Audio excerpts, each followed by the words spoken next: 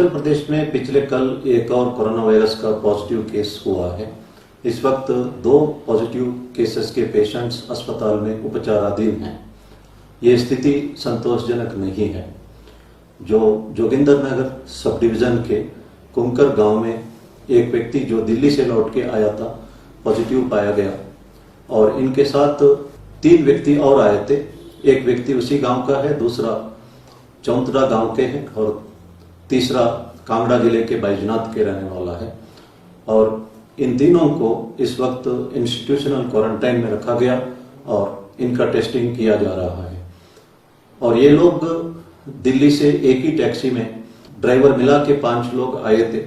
वैसे भारत सरकार का आदेश है कि एक गाड़ी में 1+1 ड्राइवर प्लस एक आदमी उस वक्त आ सकते थे। अब एक गाड़ी में जो ऑरेंज और ग्रीन जोन में 1+2 आ सकते हैं। हमें जो भी नियम बताए गए इसको कड़ाई से पालना करना है। भारत सरकार ने बहुत ही ज्यादा सोच समझ के ही ये आदेश निकाले हैं। और ये व्यक्ति जो पॉजिटिव पाया गया ये नोएडा में सैमसंग में काम कर रहा था, लेकिन भारत सरकार के जो स्ट्रैंडेड लोगों के बारे में आदेश है वो आदेश इमीडिएटली बिफोर लॉकडाउन में जो लोग स्ट्रैंडेड है उनके बारे में था, लेकिन जो दूसरी राज्यों में नौकरी कर रहे हैं उनके लिए ये आदेश नहीं था। लेकिन लोग इस वक्त फायदा उठा के हिमाचल प्रदेश के अंदर आ रहे हैं। लेकिन आने के उपरांत जो हमने होम क्वारंटाइन के बारे में जो भी आदेश दिया उसका पालना करना अनिवार्य है, क्योंकि इस वक्त देश में भी हालात इतना अच्छी नहीं है। पिछले कल एक ही दिन 3,900 केसेस बढ़े हैं और 195 डेथ्स हुए हैं। इस वक्त जो 44,000 से ऊपर देश भर में केसेस है, 1,500 से ऊपर डेथ हुए हैं। ये स्थिति संतोषजनक नहीं है। हमें बहुत ही ज्यादा सतर्क रहने की आवश्यकता है। चंबा जिले में कुछ लोग प्रोटेस्ट कर रहे थे कि इंस्टीट्यूशनल क्वारंटाइन में अपने लोगों को क्यों रखा, होम क्वारंटाइन में भेजा जाए। ये सही नहीं है। इंस्टीट्यूशनल क्वारंटाइन में रखना या होम क्वारंटाइन में भेजना ये एडमिनिस्ट्रेशन का डिसीजन है, इसका पालना करें। मैंने पहले भी कहा था जो होम क्वारंटाइन में रहते हैं वे अलग कमरे में टॉयलेट के साथ अलग रहे और सोशल डिस्टेंसिंग घर के अंदर मेंटेन करें, मास्क पहने और यूटेंसिल्स अलग से इस्तेमाल करें। ये प्रिकॉशंस लेना बहुत ही अनिवार्य है। अगर होम क्वारंटाइन में रहते रहते किसी और उसी घर के सदस्य को संक्रमित करते हैं और वो व्यक्ति अगर बाहर आता है तो सोसाइटी, समाज जो है संक्रमित हो जाता है। इसलिए जो नियम आपको बताया गया उसका कड़ी से पालना करना आप सबका कर्तव्य है। एक जनप्रतिनिधि के फेसबुक अकाउंट को हैक करके लोगों से डोनेशन मांगना शुरू कर दिया। मैं अनुरोध करता हूं, इस तरह का फ्रॉड इस वक्त बहुत ज्यादा चला हुआ है। अगर आप डोनेट करना चाहते हैं तो सीएम कोविड फंड में डोनेट करें या प्राइम मिनिस्टर केयर में डोनेट करें और ऑफिशियल वेब पोर्टल में जाके आप डोनेट कर सकते हैं। लिकर शॉप्स के बाहर हमने देखा है कि कल सोशल डिस्टेंसिंग मेंटेन नहीं किया जा रहा है। आज से हम इस बारे में बहुत ही स्ट्रिक्ट होंगे। यहां पर भी सोशल डिस्टेंसिंग बनाए रखना बहुत ही आवश्यक है।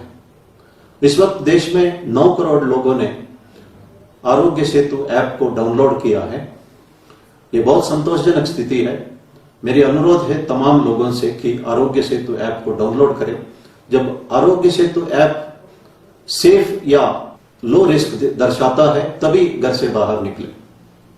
मैंने कल भी कहा था जो सीनियर सिटीजन 65 ईयर्स के ऊपर जिनको मेडिकल समस्या है, प्रेग्नेंट विमेन और 10 साल से नीचे वाले बच्चे सिर्फ बहुत ही जरूरी आवश्यकता होने पर ही बाहर निकले या मेडिकल एडवाइस के लिए बाहर निकले और अनावश्यक बाहर ना निकले। यह भारत सरकार का आदेश भी है।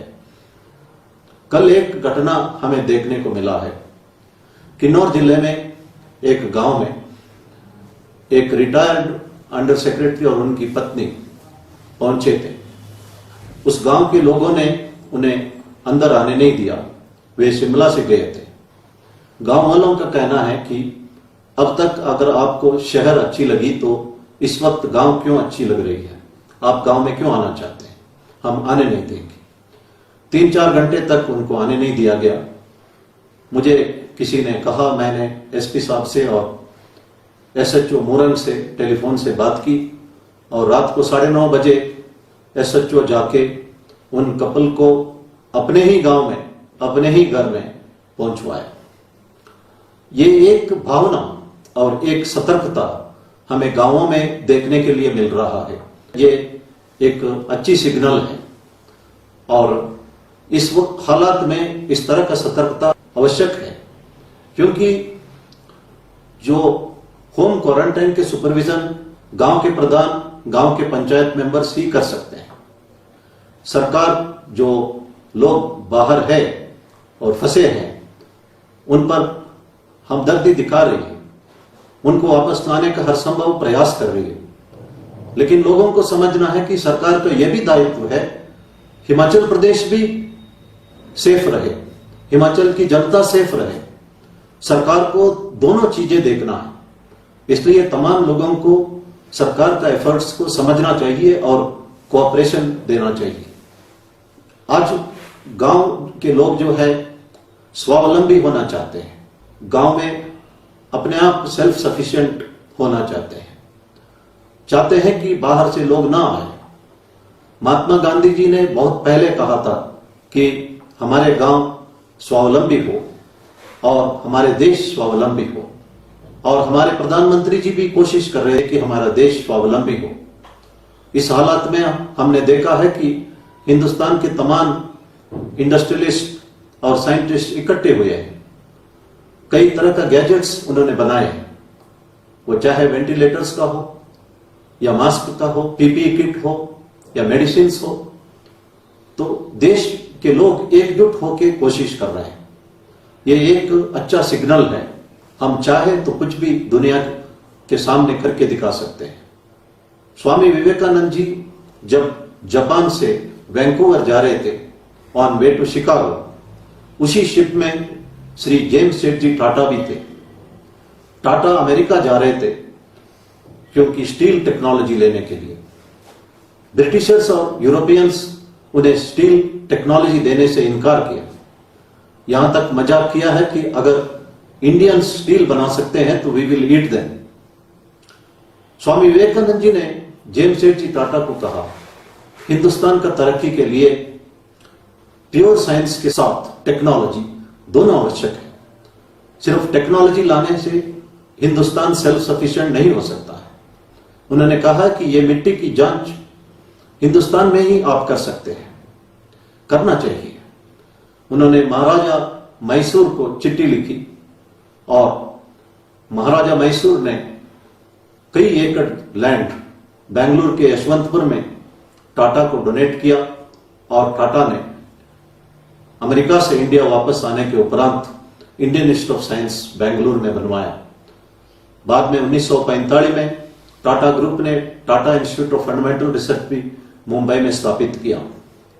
विवेकानंद जी भगवत गीता का किसी भी श्लोक बोल सकते हैं, वे किसी भी रिचुअल को भी करना जानते हैं, लेकिन वे अंधविश्वास में विश्वास नहीं करते थे। वो देश को स्वावलंबन होने के बारे में 1893 में कहा था। विवेकानंद जी के जो आइडियल्स है वो रविंद्रनाथ टैगोर, सुभाष चंद्र बोस जी, महात्मा गांधी जी, जवाहरलाल नेहरू जी, अरविंद घोष जी, कई सारे नेताओं तथा इवन हमारे वर्तमान प्रधानमंत्री श्री नरेंद्र मोदी जी को भी प्रेरित किया है। देश स्वावलंबी की ओर बढ़ते जा रहा है, देश एकजुट होते जा रहा है, लेकिन इस महामारी के संदर्भ में जब हमारा समाज, हमारा देश सुरक्षित रहेगा तभी व्यक्तिगत रूप से हम सुरक्षित रह सकते हैं। There cannot be a concept called I am safe. There is only a concept called we can be safe. धन्यवाद, जय हिंद।